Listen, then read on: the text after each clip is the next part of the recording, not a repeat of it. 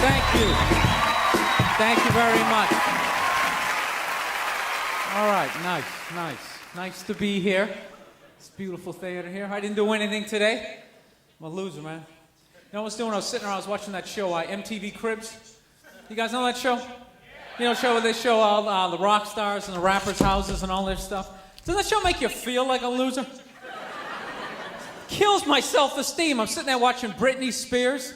She's like 20 years old. She's like, oh my God, this is my helicopter. I had it spray painted pink to match my top today. So cool. I put some glitter on the part. We're gonna fly up to the house. I'm like 34, sitting on a futon, eating macaroni and cheese. Like, oh my God, I'm a loser. I'll never own a helicopter.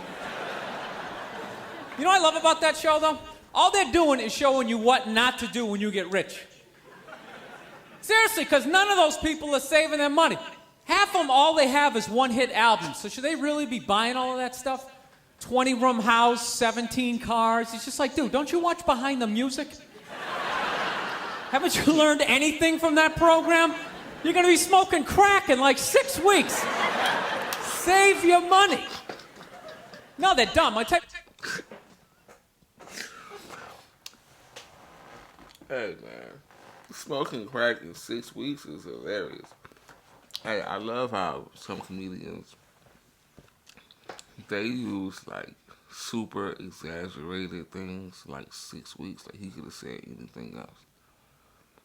2 years, 3 years. That would still been funny. But 6 weeks, when it's super exaggerated, it's hilarious. I love it, y'all. Let's keep going, though.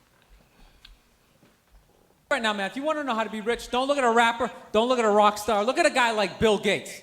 That dude is so good at being rich, it's like irritating. He makes like $30 million a day. And look at him.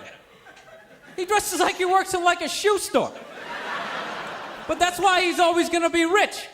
He's not showing off, trying to like buy all this flashy stuff, like walking around with like an iced out laptop medallion hanging off his neck. Have some fuzzy pimp hat to the side. Sitting in a hot tub with some bitches, you know? Have a midget in his crew just for the hell of it. Have you noticed that's the new status symbol of rich people? Midgets. I'm serious. No entourage is complete now unless you have a midget. And you know what? That's good for midgets. Seriously, because historically, those people have not gotten good jobs. Even when they book a movie, they never get to be the lead, never get to be the hero. They always got to play like a troll or a fairy, running out from under a bridge, biting on somebody's leg. So, I was listening to George Bush today. You guys like George? No? Yes? No? I like George. You know what I like about George Bush? He makes me feel like I could be president, too. Oh, he does. He's like the first guy, like, from my reading level, you know, like the first guy, like, from my math class to finally go out and do something. You know what I love about George? He can't say the word terror. He can't. He uses the word every speech. He can't say terror. He goes, tear. That's what he says. He goes, America will not stand for tear.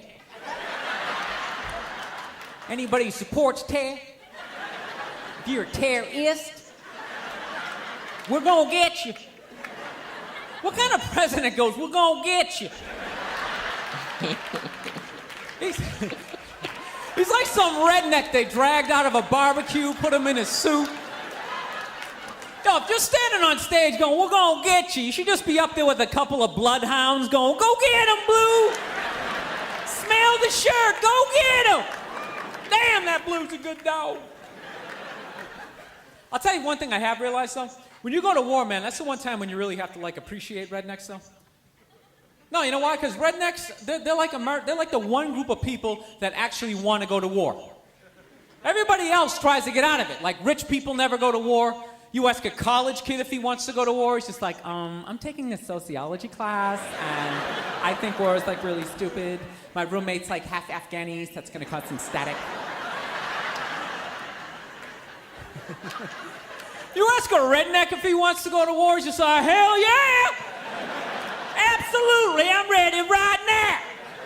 You just punch want the direction, buddy. I'm ready to do this. No, they're frightening people, but you got to utilize them. Seriously, you want to scare the enemy, okay? And rednecks are like America's pit bulls. They should just sedate those people, drop them off in Afghanistan, just let them run wild. Just be like, dude, just go do everything you ever dreamed of doing. Just go crazy. I've heard enough, yo. I've heard enough.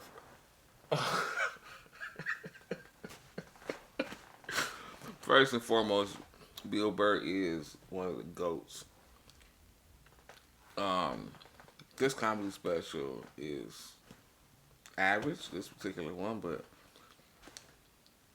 Bill Burr got a history of killing it and killing it and killing it. So based on his long criminal history or comedy history and killing it, this is more than his third strike. We got to sentence him to 14 consecutive life sentences, man. He's a known comedy killer, yo. So we can't never let him out of comedy gates, yo. So we got to sentence him to forever.